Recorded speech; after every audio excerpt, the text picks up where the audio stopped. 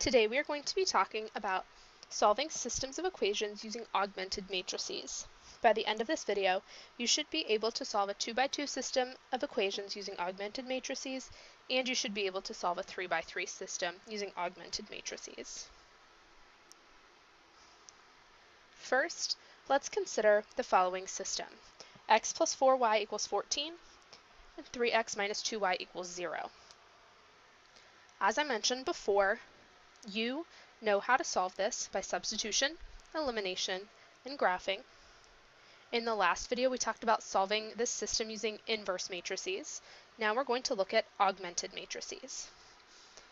Here is the augmented matrix for this system. First, you need to make sure that your system has both equations in standard form. Then you write the coefficients of x and y in the first equation here, and the coefficients of x and y in the second equation here. I draw this vertical line to help me keep things straight, and on the other side of that line, I put the numbers that the equations are equal to. This is your augmented matrix.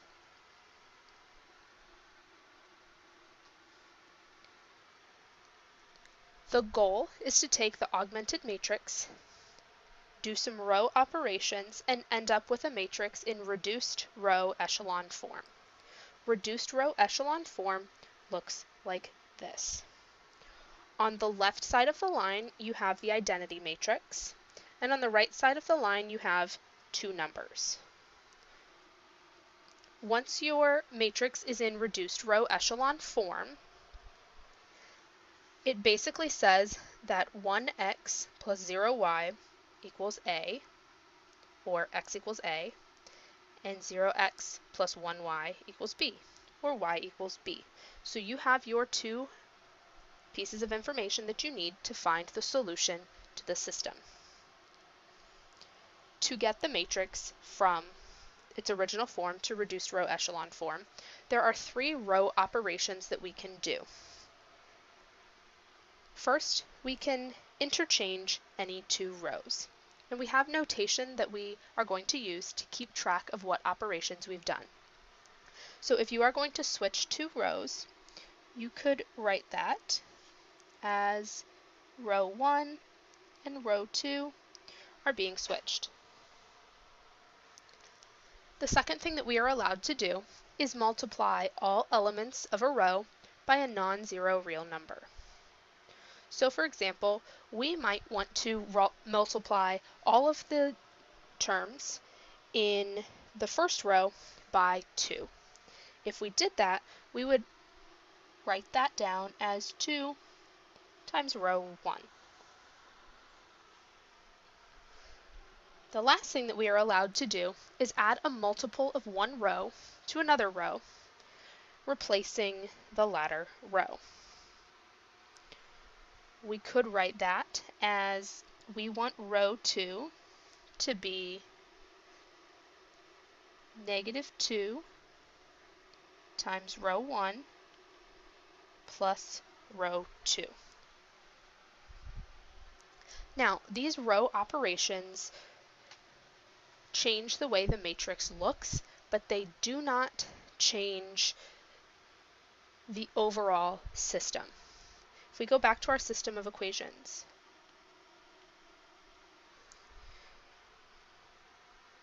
I can multiply everything in this second equation by 2 and end up with 6x minus 4y equals 0.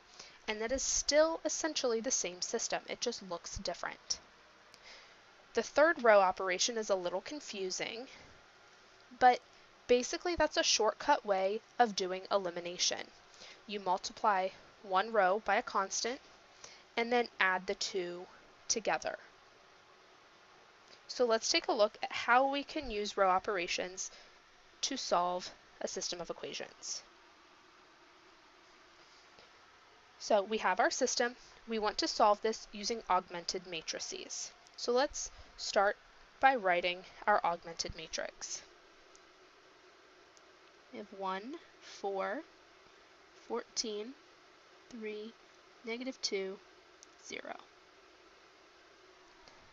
Now, our goal is to have the identity matrix on the left side of the line and then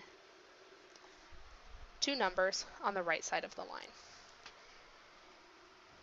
As we are using our row operations, the first thing we need to do is make sure that we have a 1 in the top left-hand corner. The second thing we're going to do is make sure that we have a 0 in the second row, first column. Then we want to make second row, second column a 1. And lastly, we will try to get first row, second column to be 0. So we already have a 1 in the first row, first column. So that part is done. Our next goal is to make this 3 become a 0. To do that, we are going to use row operation number 3. I need to add a multiple of one row to another row. So I am going to make row 2 be -3 times row 1 plus row 2. So I want to multiply all of the numbers in the first row by -3 and then add those values to row 2. So if I have -1, so if I have 1 times -3, that would give me -3, and then I'm going to add that to the 3 that I have in row 2, and that will give me 0. Then if I multiply this 4 by -3, I get -12 plus -2 gives me -14. Lastly, -3 times 14 is -42 plus 0 is -42. And I'm going to leave the first row how it was. So now I have done my first row operation. Now that I have a 1 and a 0 in the first column, my next goal is to make this -14 become a 1. So to do that, I need to multiply the second row by -1 over 14.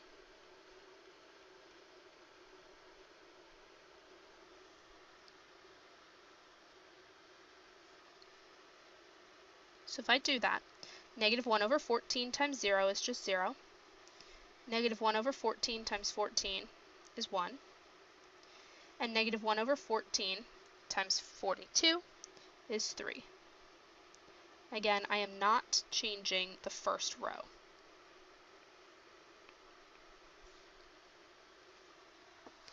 Now the last thing I need to do is to make this 4 be a 0. So to do that, I'm going to do row 1 is equal to -4 times row 2 plus row 1. So -4 times row 2. So -4 times 0, 0, plus 1 gives me 1. -4 times 1 is -4, plus 4 is 0, and -4 times 3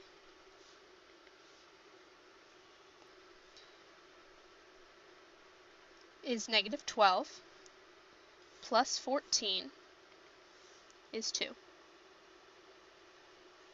And I did not change the second row. Now my matrix is in reduced row echelon form. The final answer to my system is that x equals 2 and y equals 3.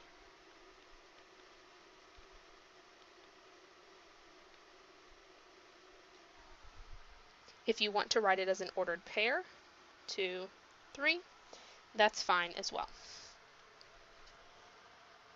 Now, using augmented matrices might seem a little silly for a 2 by 2 system. That's a system of equations with 2 variables and 2 equations. But it is generally the most efficient method for larger systems. If you have a 3 by 3 system of equations, doing substitution or elimination is going to be hard. You can't graph it unless you have a 3D grapher. And finding the inverse of a 3 by 3 matrix involves row operations as well.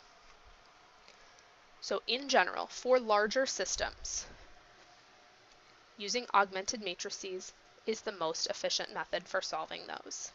So let's take a look at a larger system, a 3 by 3, and see how that goes. So we have our 3 by 3 system.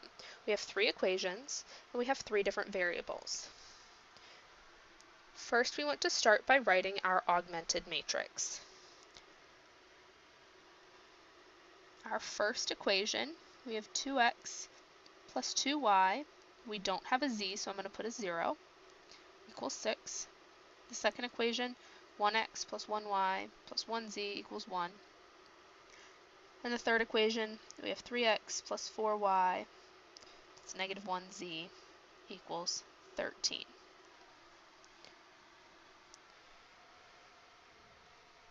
As we are going through this process, our goal is to end up with a matrix in reduced row echelon form.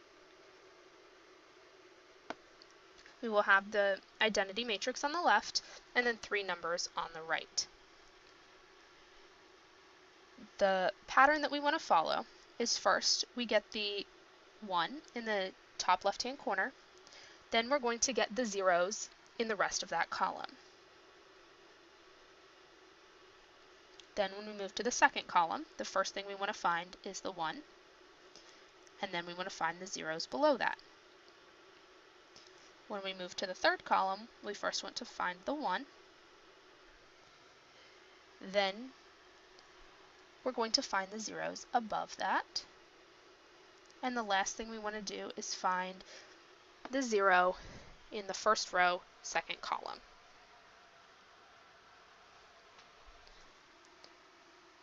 So, the first thing we need is a 1 in the first row, first column.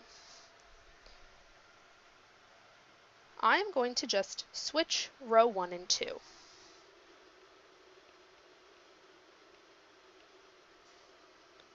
Now I have a 1 in the first row, first column. The next thing I need to do is to make the value in the second row, first column a 0. So to do that, I'm going to do row 2 equals negative 2 times row 1 plus row 2. And I'm going to try to be efficient here. I am also going to get third row, first column to be a 0. So if I do row 3 equals negative 3 times row 1 plus row 3, that will make both of those values a 0.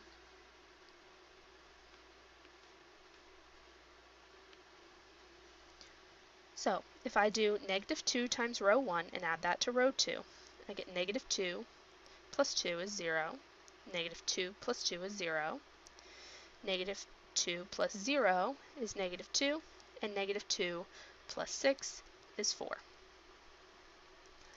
Then, if I multiply the first row by negative 3 and add that to row 3, I get negative 3 plus 3 is 0, negative 3 plus 4 is 1, negative 3 plus negative 1 is negative 4, and negative 3 plus 13 is 10. So now my first column is good. The next thing I need to do is make the value in the second row, second column, a 1. To do that, I'm going to switch rows 2 and 3.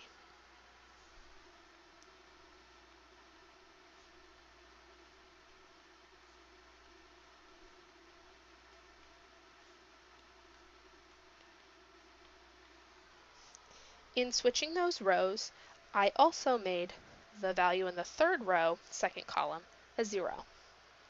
So the next thing I have to do is make the third row, third column, a 1. I'm going to do that by multiplying the third row by -1/2.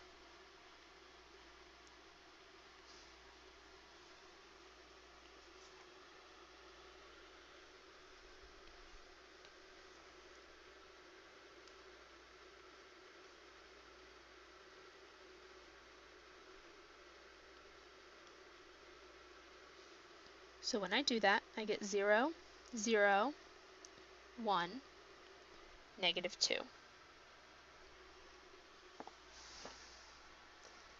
The next thing I need to do is make second row, third column, a 0. And I can also go ahead and make first row, second column, a 0 as well. I want to make the second row be 4 times the third row plus the second row. And I'll make the first row just be negative row 3 plus row 1. So row 3 is staying the same.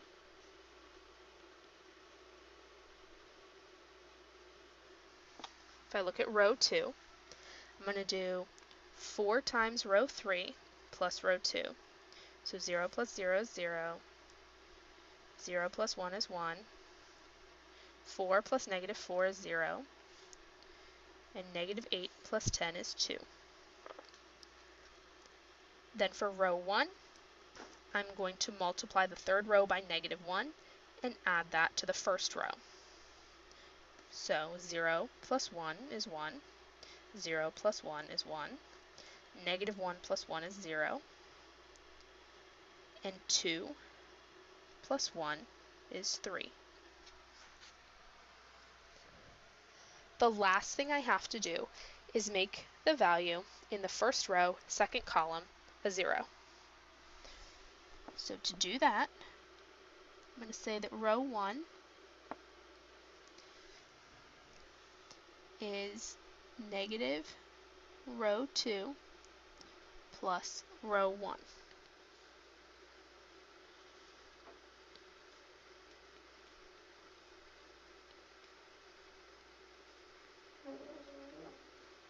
So if I multiply the second row by -1 and add that to the first row, I get 0 plus 1 is 1. -1 plus 1 is 0. 0 plus 0 is 0. And -2 plus 3 is 1. So now my matrix is in reduced row echelon form. So my final answer is that x is 1, y is 2, and z is -2.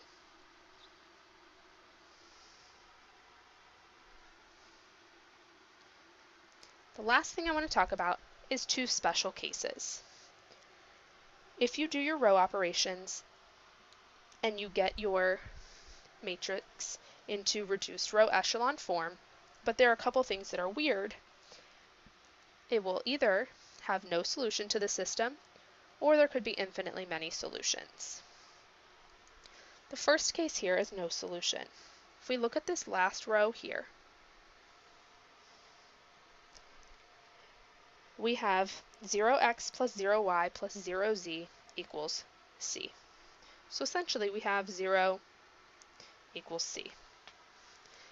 If c is not 0, then we have no solution, because we have 0 equals a number that's not 0, which is not true.